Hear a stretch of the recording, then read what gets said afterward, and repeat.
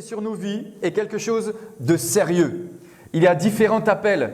Il y a l'appel que Dieu nous adresse à être enfants de Dieu. Il y a l'appel que Dieu nous adresse à la vie éternelle.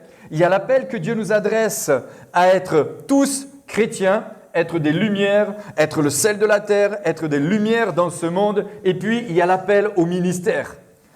L'appel qu'on parle de ce ministère selon Éphésiens chapitre 4, verset 11. Mais j'aimerais quand même, avant de rentrer dans le vif du sujet, j'aimerais vous raconter une petite histoire. Moi, j'aime beaucoup les histoires et ça concerne un couple. C'est un couple suédois. Alors, ceux qui peut-être ont déjà été sur ma page Facebook, c'est un petit témoignage que j'ai trouvé ces derniers temps et qui concerne un couple suédois qui ont été missionnaires au Congo, le Congo-Kinshasa. Ce couple sont partis en tant que missionnaires.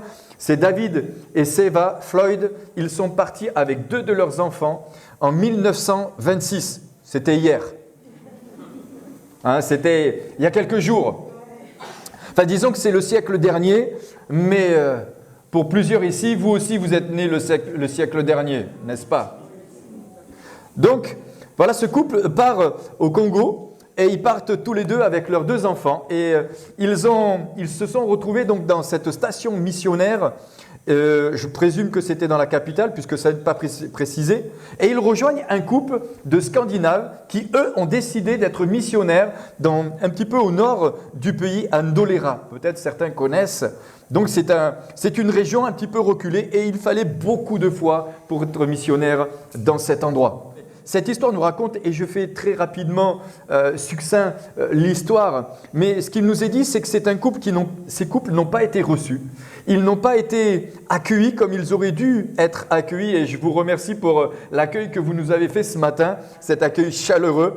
Et je crois que c'est vrai que la parole de Dieu nous dit, ce que vous faites à l'un des plus petits, c'est comme au Seigneur. Et je crois que lorsque nous recevons un serviteur de Dieu en qualité d'homme de Dieu, nous recevrons une récompense d'homme de Dieu. Et je crois que parfois on minimise cette notion spirituelle. C'est comme si parfois, tout le monde sont devenus nos copains, nos potes, nos amis. Non. Ce que vous faites à l'un des plus petits, c'est comme au Seigneur. Mais Dieu a été clair lorsque, il a parlé aussi à Abraham. Et il lui a dit, je bénirai ceux qui te béniront, mais je maudirai aussi ceux qui te maudiront. Et je pense qu'aujourd'hui encore, nous devons prendre conscience de ces réalités spirituelles. Alors je continue ma petite histoire. Et donc cet homme et cette femme ces couples sont partis dans cette région reculée. Et bien évidemment, ils ont rencontré de l'opposition comme on peut tous rencontrer de l'opposition. Et parfois on pourrait se dire que parce que je suis appelé de Dieu, tout sera comme cette moquette sur un tapis rouge. On a l'impression que parce que je suis appelé, parce que Dieu m'a appelé, parce que je suis un oint de Dieu, parce que je suis destiné à rentrer dans ce que Dieu a préparé, tout va être comme sur un tapis rouge. Enfin, je ne sais pas si vous l'avez déjà pensé, mais personnellement, pour servir le Seigneur Jésus depuis un certain nombre d'années, depuis plus de 30 ans, je me suis rendu compte que tout n'a jamais été facile. Par contre, il a toujours été là. Il a toujours été présent. Il a toujours été là au bon moment. Il a toujours fait ce qu'il fallait faire au moment où il fallait qu'il le fasse. Pas comme moi j'avais décidé, mais comme lui, il l'avait décidé. Et voilà que ce couple et ces couples sont là à essayer d'évangéliser parce que leur cœur, leur désir, c'était d'annoncer la bonne nouvelle du Seigneur Jésus. Et ils annoncent la bonne nouvelle, mais bien sûr, l'hostilité est là pour diverses raisons. Peu importe, on ne va pas rentrer dans les détails, ce n'est pas le plus important. Ce qui est sûr, c'est que, la dame a rencontré un petit jeune homme et elle a commencé à lui partager l'évangile. Et l'histoire nous raconte, pour faire vite et court, que cette dame, quelque temps après, est tombée enceinte, a eu un enfant qui s'appelle Agi, et puis 17 jours après est décédé. Et le mari déçu, découragé, blessé au plus profond de son cœur, a pris la décision de rentrer au pays. Il est reparti au pays. Et pendant de nombreuses années, il a dit à qui voulait l'entendre que Dieu lui avait tout pris. Imaginez. Et ce couple, donc, ont recueilli la jeune fille qui est née. Ce papa est parti sans sa fille, l'a laissé à ce couple de missionnaires. Et ce couple de missionnaires est aussi décédé. Et là, on va se dire, waouh, Seigneur, Waouh, comment tu peux permettre de telles circonstances? Comment tu nous appelles et comment nous pouvons vivre de telles souffrances, de telles difficultés?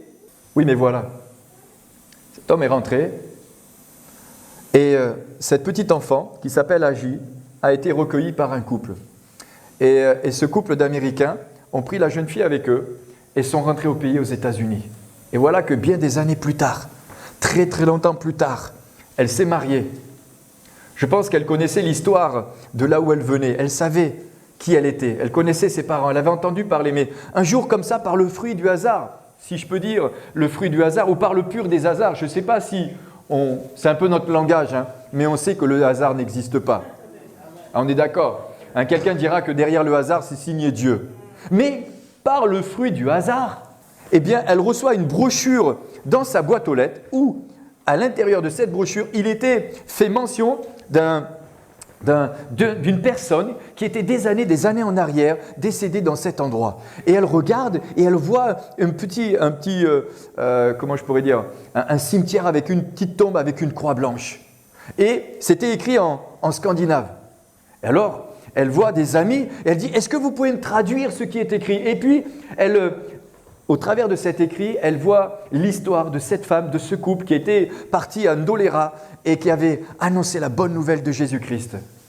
Et puis, quelque temps plus tard, elle décide de partir en Angleterre à une conférence internationale d'évangélisation. Et puis, elle participe à cette conférence et rencontre un homme et elle lui dit « Mais est-ce que vous avez déjà entendu parler de cet endroit ?» Et vous savez ce que cet homme va lui dire? Cet homme qui est devenu responsable des églises évangéliques de cette nation, je parle de ça, c'était dans le siècle dernier, était responsable de plus de 110 000 croyants. Il va lui raconter l'histoire, il lui dit « Mais oui !» Il lui dit « Mais vous savez, mademoiselle, je connais votre maman. » Il dit « Votre maman, c'est elle qui m'a annoncé l'évangile. Et même si, au premier abord, tout le village n'a pas voulu de nous, je me suis converti, j'ai donné ma vie à Jésus, ma vie a été changée, ma vie a été transformée. J'ai annoncé l'évangile dans tout le village, j'ai créé une école, j'ai ouvert une école. Les enfants se sont convertis et les parents sont venus au Seigneur. Et aujourd'hui, il y a plus de 600 personnes qui sont converties dans cette ville et dans ce village. Waouh!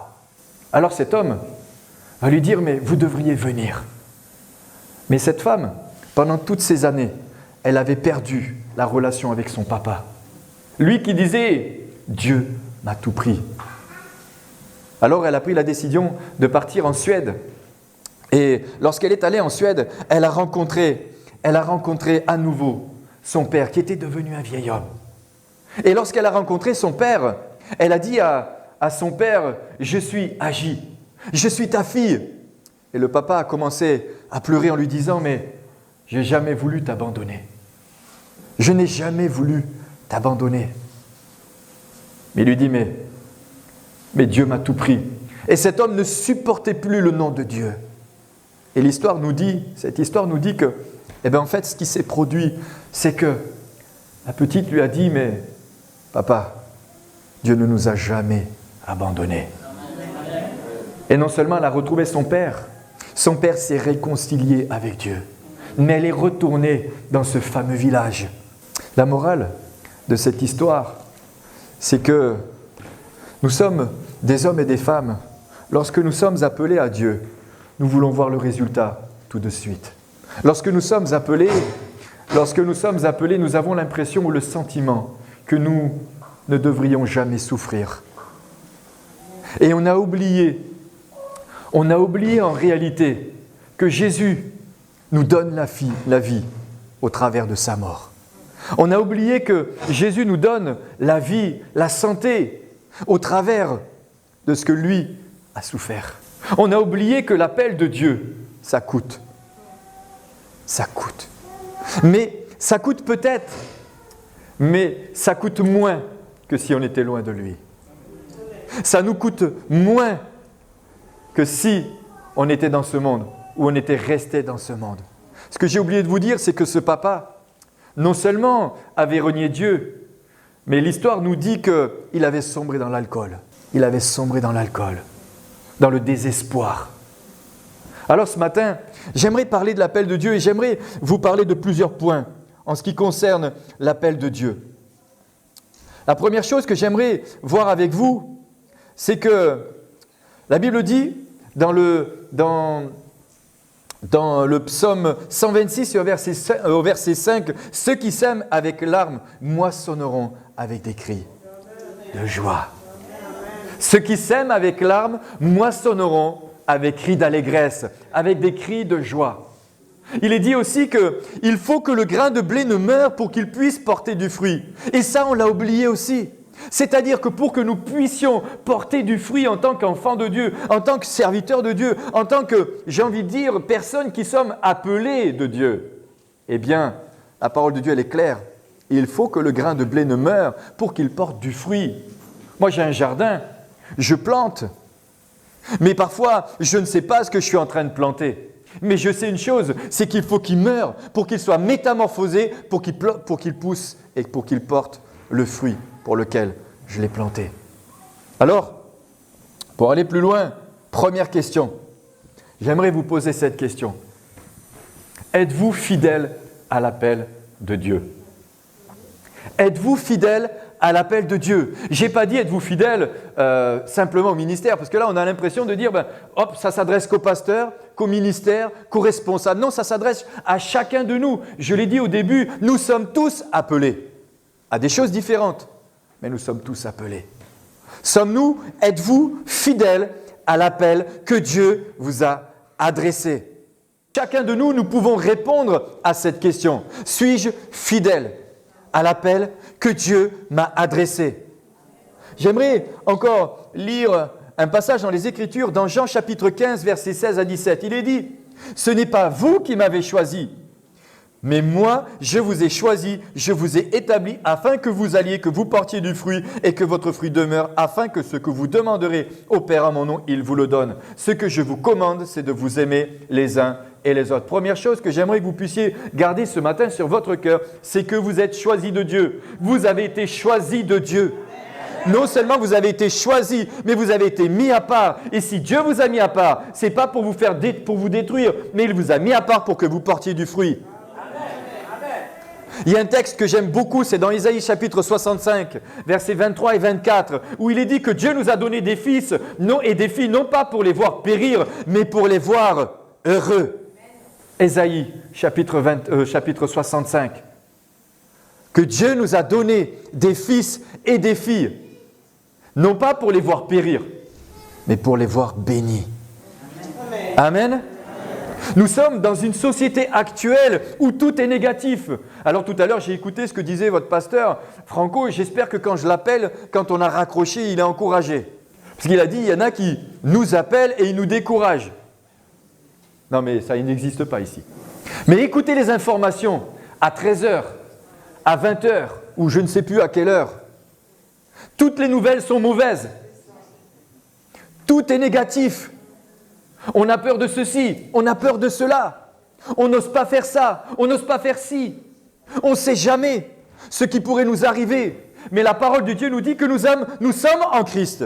Et nous sommes assis avec Dieu dans les lieux célestes. Nous sommes assis avec Christ dans les lieux célestes.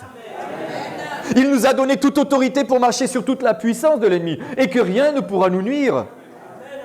Il nous a appelés à porter du fruit, même si tout est contraire.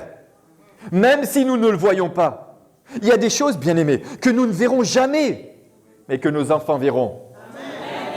Amen. Quand on lit Hébreux chapitre 11, on se rend bien compte que certains n'ont pas vu ce à quoi ils avaient été destinés et appelés. Ils sont morts, mais les autres ont porté du fruit pour eux. Amen. Vous avez été choisis. Vous êtes destinés, vous êtes appelés et j'aimerais m'adresser à chacun de vous ce matin. Enfin mieux, à chacun de nous. Chacun de nous. Toi, moi, nous, cette communauté, nos églises. Nous sommes choisis. Non seulement nous sommes choisis, nous sommes établis pour porter du fruit. Alors bien sûr, le fruit peut être différent. Nous allons voir quelques points. Deuxième chose que j'aimerais relever avec vous, c'est que l'appel de Dieu, et là on va rentrer un petit peu plus dans le vif du sujet, Je ne sais pas si ça va piquer un peu, mais m'en voulez pas. Hein. J'ai vu qu'il y avait des portes sur les côtés au cas où. Je ne suis pas obligé de passer par là-bas. L'appel de Dieu n'est pas un titre. Je peux le redire? L'appel de Dieu n'est pas un titre. Beaucoup trop cherchent des titres. On n'en a rien à faire des titres. L'appel, on verra ensuite, c'est une vocation, c'est un appel de Dieu. Ce n'est pas un titre. L'appel de Dieu n'est pas un titre que nous mettons ou que nous recevons. Bien sûr que nous recevons quelque chose de précis, mais quand je parle de titre, je parle d'étiquette. On nous, petite étiquette, un tel il est ceci, un tel il est cela. Et vous comprenez ce que je veux dire? Ça court après les titres. Mais si tu as un titre, même si tu as un ministère où il n'y a pas d'onction, ça sert à quoi? Ça sert à rien. Tu fais du vent. Si tu veux courir après quelque chose que Dieu ne te donne pas, c'est possible que ça te tue. Déjà, quand tu es réellement appelé et tu vas là où Dieu t'envoie et que tu peux mourir, vous savez, je sais de quoi on parle. Je me suis dit, je ne vais pas parler de moi, mais je vais quand même dire 2-3 choses. J'étais quand même missionnaire. J'ai vécu dans des endroits où il y a le palu. J'ai vécu dans des endroits où il y a la guerre aussi. Et je sais ce que c'est quand ça tire de tous les côtés et qu'on se dit, mais est-ce qu'on va finir par rentrer? À la maison, je parle. J'ai connu un jour où Dieu m'a dit, est-ce que tu es prêt à rester ici et à mourir? Je dis, si tu le dis. Parce que là, dans ces cas-là, j'ai quand même une femme et 4 filles quand même, hein, et pas des moindres en plus. Pas un truc qu'on met sur la tête, comme ça. Une vocation. Il ne s'agit pas non plus de recevoir un appel et simplement de dire j'ai un appel. Je ne sais pas si vous avez déjà côtoyé des gens, ils ont toujours des appels. Des appels à ceci, des appels anonymes, des appels de cela. Ils ont toutes sortes d'appels. Mais quand tu les regardes vivre, tu te dis « Ah ouais, on va attendre longtemps avant qu'ils rentrent. Hein » Mais ils ont l'appel. Et je crois que l'essentiel, ce n'est pas d'avoir un appel, mais c'est d'y rentrer. Et je crois que c'est important qu'on puisse aussi désirer rentrer dans l'appel que Dieu nous donne. Moi, je crois que Dieu cherche des hommes et des femmes qui sont prêts à payer le prix. Mais aujourd'hui, il y a beaucoup d'hommes et de femmes qui sont prêts à rentrer dans l'appel, mais à négocier avec le Seigneur. Enfin, on verra ça un petit peu plus tard. Seigneur, si tu veux bien, c'est moi, je préfère quand même la Côte d'Azur, par exemple. Enfin, bien que, moi je bénis le Seigneur, vous savez pourquoi? Parce qu'à un moment donné, je pensais que Dieu allait m'envoyer en Russie. Oh, j'avais un appel pour la Russie. Mais j'ai fait l'école biblique et Dieu m'a envoyé en Afrique. Je dis Alléluia. Parce que je préfère le chaud que le froid. Là, je vous garantis que... Et là, récemment, j'y repensais. Je me suis dit quand même, Seigneur, t'as été gentil avec moi. Parce que c'est vrai que la Russie, en plus, si c'est la Sibérie, c'est pas pareil de baptiser dans le Loubangui ou de baptiser en Sibérie. Hein? C'est quand même plus agréable. Parce qu'on peut baptiser en claquette, tandis que là-bas, même quand tu as cassé la glace, tu te gèles. Hein? C'est pas un titre. C'est pas un titre. C'est pas quelque chose qu'on nous colle sur le front. Pour faire bien. Pour dire, moi je suis ceci, moi je suis cela. Moi je suis appelé. Tu te rends compte? Moi j'ai un appel. Et toi t'as quoi? Et puis, des fois t'en as, ils te mettent, j'allais dire, un peu la honte, quoi. Tu dis, purée, t'as appelé à ça, toi? Waouh! Ben, vous connaissez l'histoire, hein, Joseph. Hein, est allé voir ses frères, il a dit, écoutez les gars, vous allez tous vous prosterner devant moi. Hein, vous allez voir. Et puis les 11 étoiles. Hein. Ah, t'as dit ça, toi? Ah bon. Ah, on va te faire ta fête. On va voir si vraiment on va voir si t'es vraiment appelé. C'est pas un titre. L'appel, écoutez bien. L'appel n'est pas une étiquette que l'on met sur quelqu'un, un appel, c'est du surnaturel. Il doit y avoir du surnaturel, la manifestation de la gloire de Dieu. La puissance de Dieu doit se manifester. Moi, j'ai vu des gars, ils avaient un appel à ouvrir des églises. Quand ils en ont repris une, ils l'ont fermée. Ben, moi, c'est le genre de ministère que je n'ai pas envie de fonctionner. Hein. Je préfère avoir quelqu'un qui en ouvre, ou même si je sais que ce n'est pas facile, est loin d'être facile. C'est plutôt même difficile. Je dirais même que c'est plutôt très difficile. Regardez, Saul de Tarse. Je disais un appel, c'est le surnaturel de Dieu en action dans la vie de quelqu'un pour une mission précise. Une mission précise. Ce n'est pas pour se gargariser, se faire du bien, c'est pour une mission que Dieu lui a donnée. Ah, ça change. Vous aimez peut-être les films Mission Impossible. Des fois, j'ai un peu l'impression que c'est la même chose. Tu rentres dans le ministère, c'est une mission impossible, mais possible. Parce que tout est possible avec celui qui croit. Et c'est justement parce que c'est impossible humainement que ça devient possible avec Dieu. Et quand tu as fini, tu dis, c'est pas moi, c'est lui qui l'a fait. C'est pas moi, c'est lui qui l'a fait. Et c'est peut-être pour ça que parfois, il est obligé de nous faire passer par des chemins un peu, j'ai envie de dire, chaotiques, difficiles, pour que quand on regarde en arrière, on se dise, ah non, c'est vrai, si on en est là, c'est vraiment grâce à lui.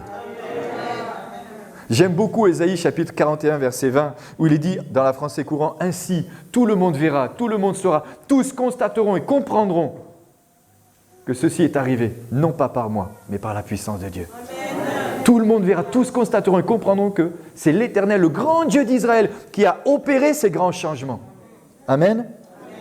Vous pourrez lire aussi Saul de Tarse sur la route de Damas. Il a reçu quelque chose de surnaturel, de divin. Lui qui allait à Damas pour persécuter les chrétiens, sur la route, il rencontre le Seigneur Jésus qui va changer sa vie.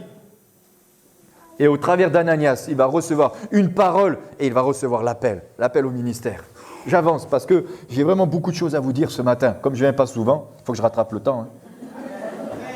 Matthieu chapitre 28, versets 18 à 19, il est dit « Allez, faites de toutes les nations des disciples, baptisez-les au nom du Père, du Fils et du Saint-Esprit et enseignez-leur à observer tout ce que je vous ai enseigné. » Pas nos propres enseignements, pas mes enseignements, ce qu'il m'a enseigné.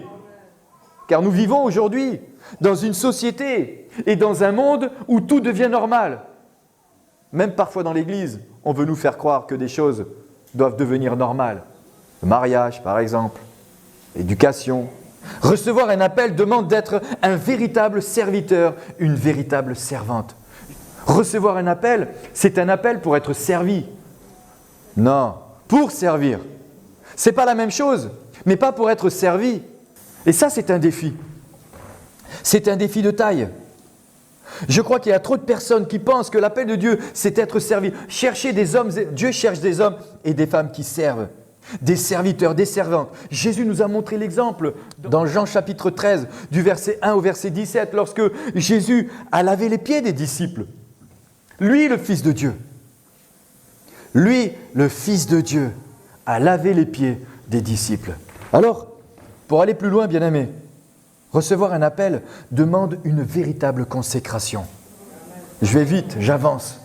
Ça demande une véritable consécration. Il y a trop de mélange aujourd'hui. Il viendra un temps où les hommes ne supporteront plus la saine doctrine, mais ayant la démangeaison d'entendre ce qui leur est agréable, ils se donneront une foule de docteurs. Il y a des gens sur Internet qui enseignent toutes sortes de choses. Et si nous n'avons pas du discernement, et si nous ne méditons pas la parole de Dieu, si nous ne la lisons pas correctement, et si nous ne la gardons pas précieusement, c'est fort possible que l'appel sera dilué et il ne sera pas comme il devrait être. C'est une réalité. Allez sur Internet, non, n'y allez pas. Écoutez ce qu'on vous enseigne. Il y a de tout. Il y a à boire et à manger. Il y a des mélanges de toutes sortes. Ça devient terrible. En plus, avec l'année qu'on vient de passer, où on a vu l'émergence de beaucoup d'individuels, d'individualités, des gens qui se sont pris pour « Ah ben j'ai pas besoin d'aller à l'église, et puis de toute manière Dieu m'appelle ». Récemment, je discutais avec quelqu'un qui me disait « Oui, mais il y a quelques chrétiens qui se retrouvent, c'est une église ». Non, ce n'est pas une église. Ce n'est pas une église. Une église, c'est là où il y a des hommes qui sont établis de la part de Dieu. C'est tout. C'est pas une église. Je suis désolé. C'est pas parce que tu as 3 chrétiens ou 4, et même s'ils font de l'enseignement, je suis désolé. Qui t'a oint? Qui t'a appelé? Qui t'a appelé? Qui te recommande? On regarde la généalogie de Jésus. Jésus n'est pas arrivé comme ça d'un coup, pouf. Non, il a une généalogie. Paul et Barnabas, ou Saul et Barnabas, qui ont été envoyés, ils sont arrivés de quelque part. Ils étaient reconnus par l'Église d'Antioche. Ils ont été mis à part. Le Saint-Esprit les a mis à part. Ils ont été envoyés. Et aujourd'hui, il y a des églises qui poussent comme des champignons. Je ne suis pas content ici, donc je vais là-bas. Je fais mon petit truc. On n'a pas besoin d'eux. Et le peuple de Dieu est complètement perdu. Est complètement égaré. Et les gens auront des comptes à rendre. Ah, des fois, je vous dis, je suis en colère. Pardonnez-moi, hein, priez pour moi. Je suis en colère des fois. Je suis fâché, je suis en colère. Je me dis, mais ils font quoi ces gens-là? Ils diluent la force. Ils diluent notre force. Au lieu d'être unis, solides, si tu as vraiment un appel, mais Dieu va te faire entrer. N'aie pas peur.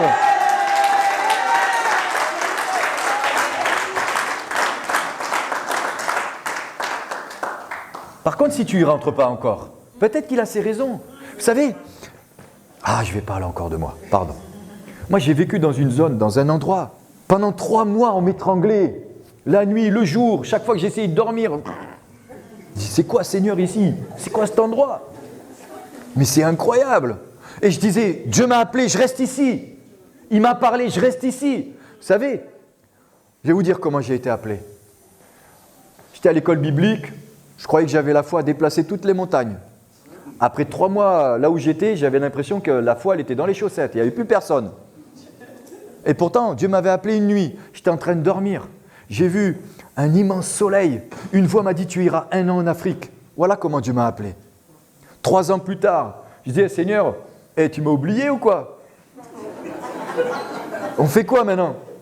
Et je suis à Toulouse, dans le sud de la France. Moi, j'habitais à côté de Marseille. Je me retrouve à Toulouse.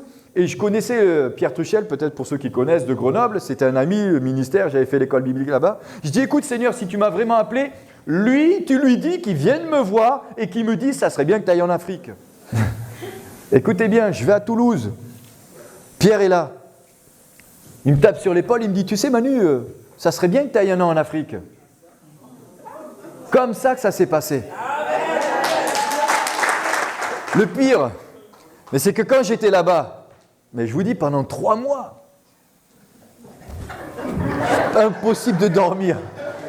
Je vais à un quartier, on me saute dessus avec les couteaux. Je dis, mais c'est quoi ici? Moi, j'arrivais, je débarque. Et moi, j'étais là au nom de Jésus, au nom de Jésus. Ils ont dit, il est fou celui-là. Eh oui, t'es appelé. Tu dis, c'est bon, on y va quoi. L'appel, c'est la consécration. Hein. C'est pas du cinéma. Quand tu es sur le terrain, tu te dis, waouh, tu croises un tel, tu te retrouves en plein milieu d'un... Tu te dis, oh là là, Seigneur, j'espère qu'ils ne m'ont pas vu. Toi, tu rentres dans un endroit, ils font tirer les rideaux et tout. Et là, tu dis, waouh, Seigneur. Vous savez, c'est comme l'histoire de ce serviteur. Il dit, Seigneur, ouvre-lui ses yeux qui voient. Parce que sur le coup, moi, je ne voyais que les autres. Je ne voyais pas l'armée, la grande armée du Seigneur. Parce que là, on est fort pour ça aussi. Hein. Quand on le lit dans la Bible, oh, Seigneur, alléluia. Mais quand tu es sur le front, là, d'un coup, tu ne vois plus rien. C'est comme si, c'est comme le dit la parole de Dieu, il n'y a pas plus aveugle que mon serviteur. Là, d'un coup, tu ne vois plus rien. Et là, tu dis, waouh, Seigneur, l'appel. Écoutez bien, c'est la consécration. C'est de la consécration. Pendant 3 mois, et je priais, je disais, Seigneur, tu m'as envoyé ici, je reste ici, je ne bouge pas, je ne partirai pas. Jésus n'aura pas forcément le même degré d'exigence avec tout le monde. Si Dieu nous appelle, il faut que non seulement nous soyons consacrés, mais attention, il n'aura pas la même exigence avec tout le monde. Il aura de l'exigence avec toi. Il aura de l'exigence avec moi. Et je dis merci Seigneur pour ça. Parce qu'il n'y a pas d'appel au rabais.